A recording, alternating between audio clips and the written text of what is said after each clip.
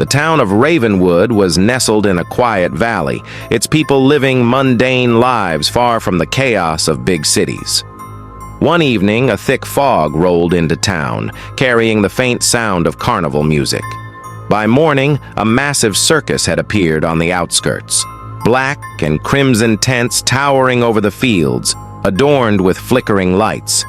A wooden sign read, "The Crimson Carnival, where dreams and nightmares collide." The townspeople were intrigued, but something about the circus felt wrong. The town of Ravenwood was nestled in a quiet valley, its people living mundane lives far from the chaos of big cities. One evening, a thick fog rolled into town, carrying the faint sound of carnival music. By morning, a massive circus had appeared on the outskirts, black and crimson tents towering over the fields, adorned with flickering lights. A wooden sign read, "The Crimson Carnival, where dreams and nightmares collide."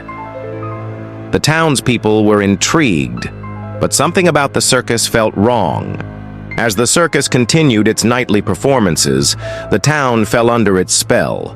Children vanished while playing near the circus.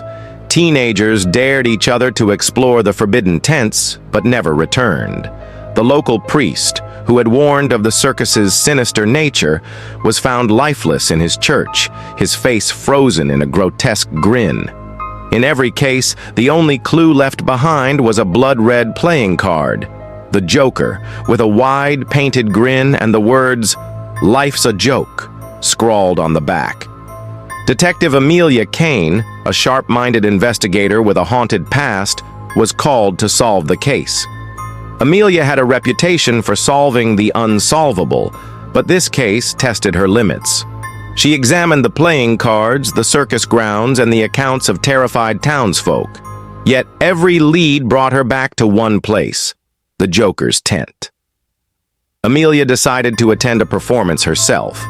Under the dim light of the circus, she watched the Joker's act.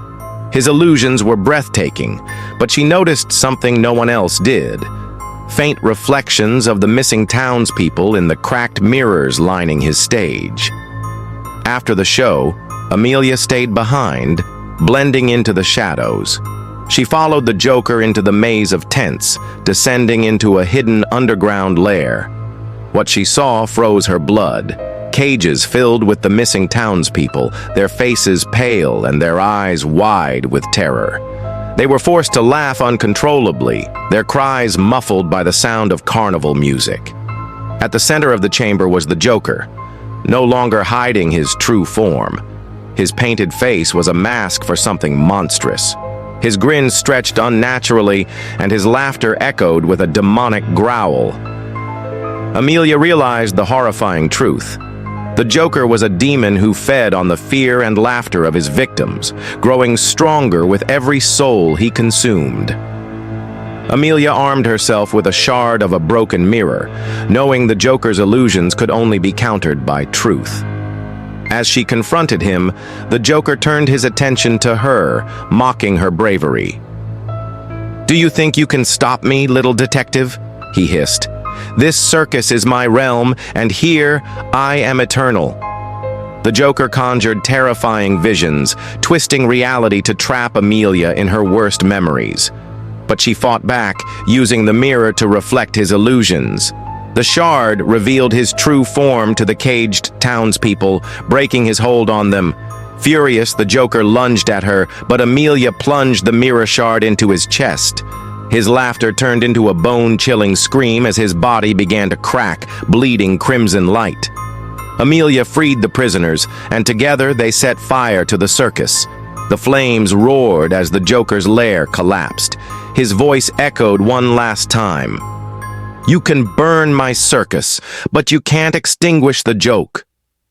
I'll return for the encore." As dawn broke, the circus was gone, leaving behind only ash and whispers of horror. Amelia returned to her life, but she knew she hadn't truly defeated the Joker. His playing cards began to appear in other towns, and strange reports of laughter in the dark followed. Somewhere, in the shadows, the Joker was waiting for his next audience.